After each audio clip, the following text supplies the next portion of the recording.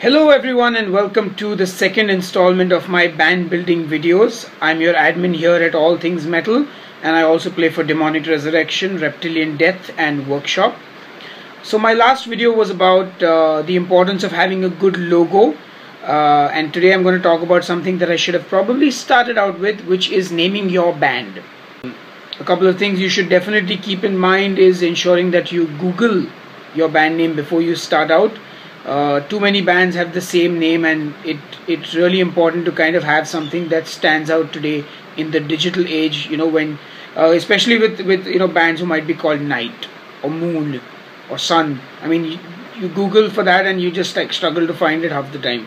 So very important to kind of find a unique name for yourself, one that sort of speaks for the band.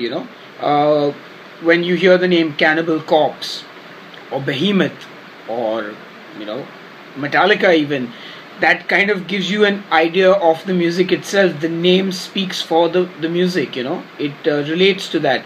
So it's very important that the people in the band sit down and kind of find out what it is that they want to convey through their music, the kind of imagery or the lyrical content, and use that as sort of a starting point to finding out what could be the best name for your band.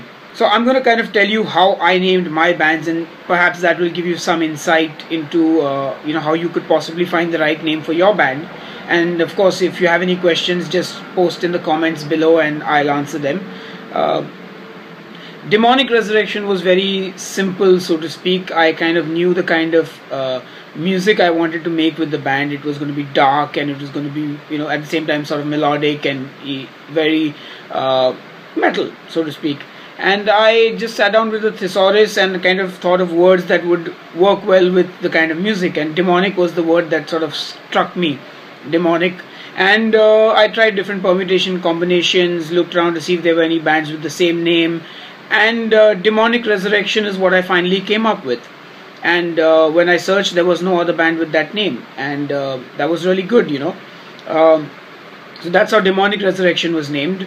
For Reptilian Death, I actually did it as a spoof death metal band. So Reptilian was supposed to be a funny thing, like a reptile dying. That was the idea. So that was how that name came about. And with my band Workshop, I did a guitar workshop for ESP, and it was the same members, and we said, hey, let's call it Workshop.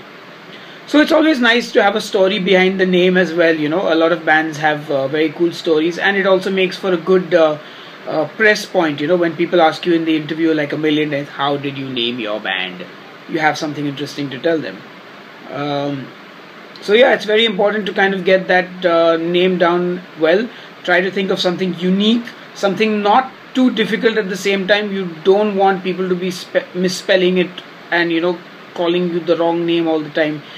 With Demonic Resurrection, I've had people spell it with double S. People in the UK, English is supposed to be their main language. Resurrection with a double S.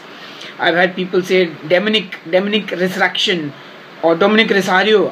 Dominic Rosario. Who the Demonic Resurrection? It's quite simple.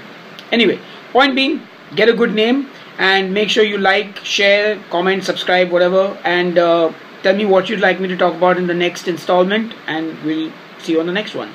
Cheers and stay demonic. Cheers and stay demonic. Cheers and stay demonic.